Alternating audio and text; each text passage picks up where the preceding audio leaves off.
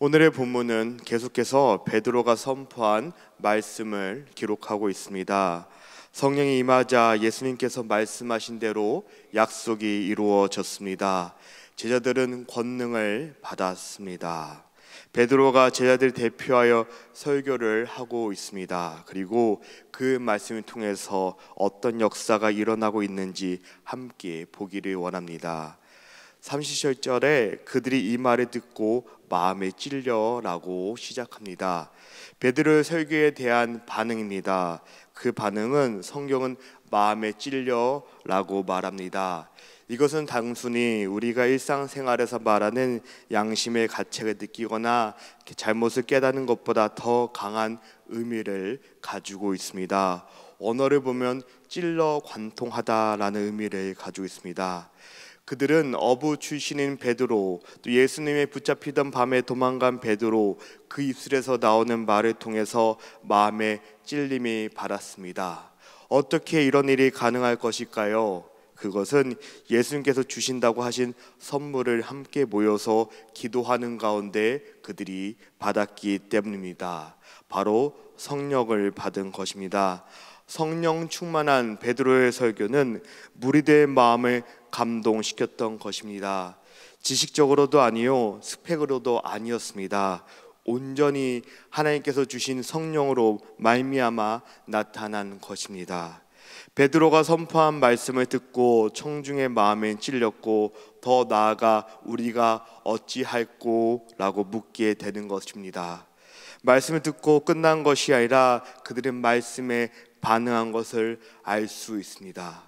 그들은 어제 본문의 마지막 절인 36절에 너희가 십자가에 못 박힌 이 예수를 하나님의 주와 그리스도가 되게 하셨느니라, 그렇게 기다렸던 메시아를 그들이 십자가에 못 박아 죽게 하였습니다. 그것에 대한 찔림입니다. 그렇게 우리가 어찌할꼬라는 것에 대한 베드로의 답은 38절에 나와 있습니다. 베드로가 이르되 너희가 회개하여 각각 예수 그리스도의 이름으로 세례를 받고 제사함을 받으라, 그리하면 성령의 선물을 받으니라.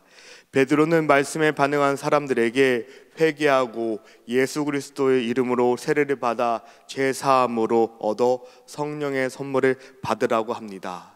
앞서 베드로가 요엘의 예언을 인용하여 가르친 바와 같이 성전에 가서 제사를 통하지 않아도 된다는 것입니다. 하나님께 직접 용서와 그리고 구원을 받을 것이라고 말하는 것입니다. 회개란 무엇입니까? 가던 길이 잘못된 길임을 깨닫고 돌아서서 바른 길을 찾아가는 과정을 의미하는 것입니다. 죽음의 길로 치닫고 있는 영혼이 돌아서서 생명의 길로 향하는 것을 회개라고 합니다. 그리고 회개는 한 개인이 하나님과의 관계에서 경험하는 내면적인 사건인 것입니다. 이전에는 성전에서 제사장을 통해서 나아갔다면 이제는 예수 그리스도가 죽으심으로 말미암아 예수 그리스도를 통해서 아버지께로 나아갈 수 있게 된다는 것을 말하고 있습니다. 이것은 단순한 마음의 결단이나 돌이킴을 넘어서서 그에 따른 행위를 동반하는 것이며 삶의 변화를 의미하는 것입니다. 이 회개가 예수님의 이름으로 세례를 받는 행위를 요구하는 것입니다. 이 회개가 무엇보다 그리스도와 주가 되시는 예수님께 헌신과 관계됨을 돌이키는 것을 말하고 있습니다.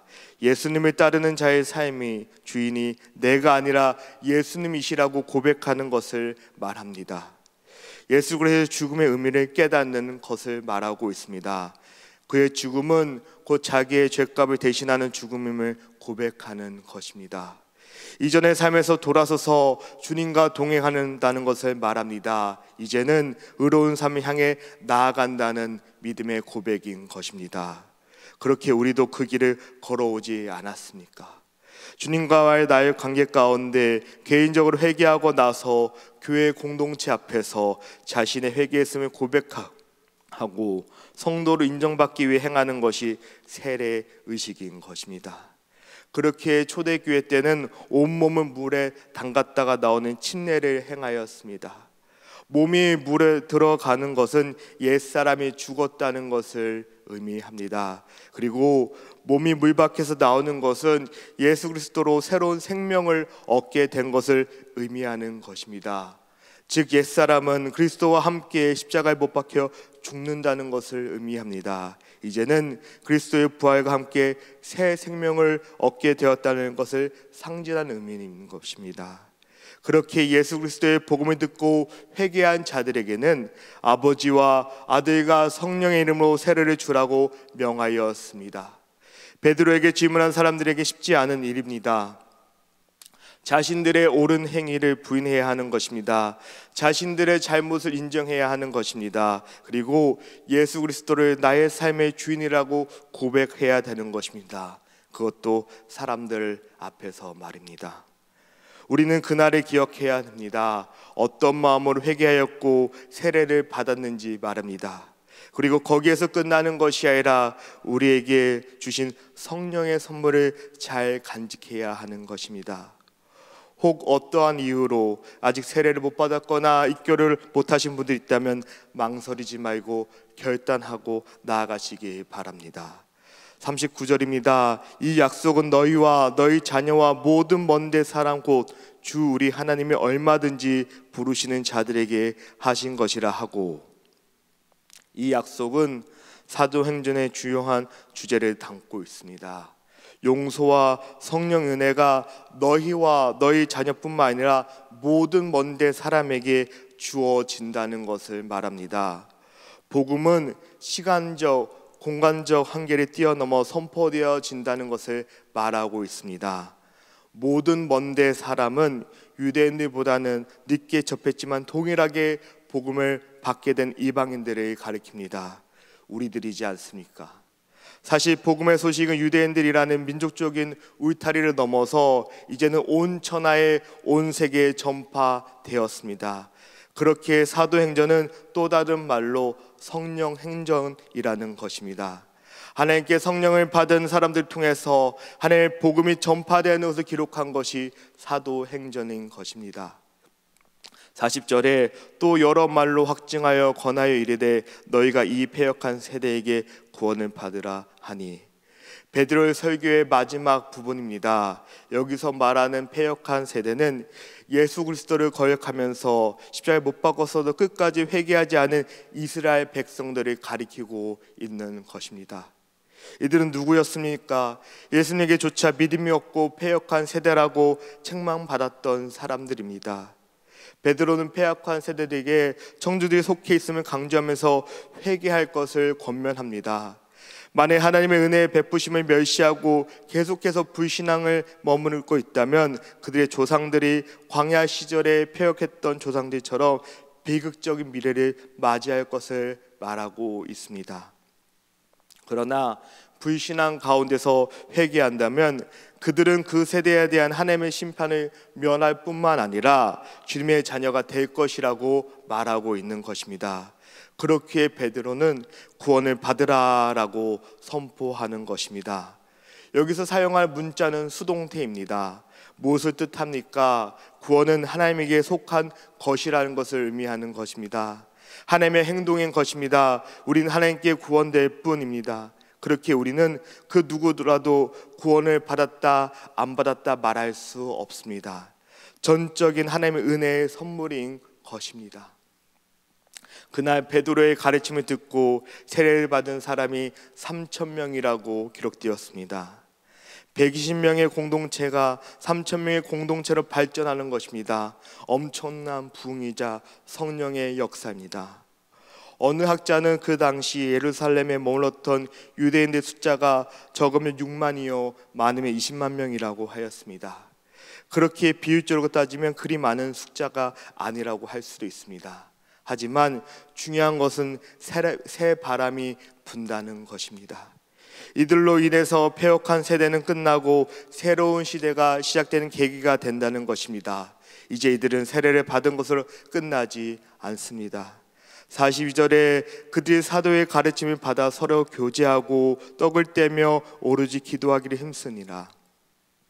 이제 이들은 가르침을 받기 시작합니다. 그리고 그것을 통해 서로 나눕니다. 떡을 떼며 기도합니다. 떡을 떼면은 주의 만찬을 의미하는 것입니다. 신자들의 집이 이제 예배의 처소가 된 것입니다. 새 시대의 공동체를 만들어 가기 시작합니다. 하나님의 나라의 공동체가 되었던 것입니다. 초대교회의 모습을 갖추어지기 시작하게 된 것입니다.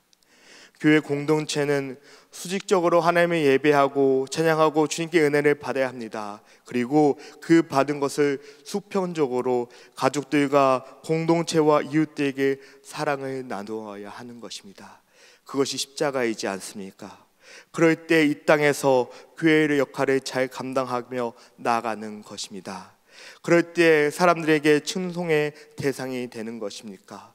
언제입니까? 우리가 힘써 하나님을 찬미할 때 말입니다. 하나님을 온 마음 다 예배할 때입니다. 그때 사람들에게 칭송을 받게 되는 것입니다. 그리고 날마다 구원받는 이들이 늘어나게 되는 것입니다. 초대교회는 세상에서 경험할 수 없었던 것들을 경험하는 신선한 공동체입니다. 왜? 성령 충만한 공동체였기 때문입니다. 상가 예배에 아름다운 조화가 있었던 것입니다. 이것이 구원받는 사람들이 날마다 더해질 수 있었던 이유가 여기 있습니다. 교회가 패역한 세대 가운데서도 예배와 진실한 교제가 나타날 때 세상에서 빛과 소금의 역할을 감당할 수 있게 되는 것입니다. 우리 한미교회가 이런 교회가 되었으면 좋겠습니다.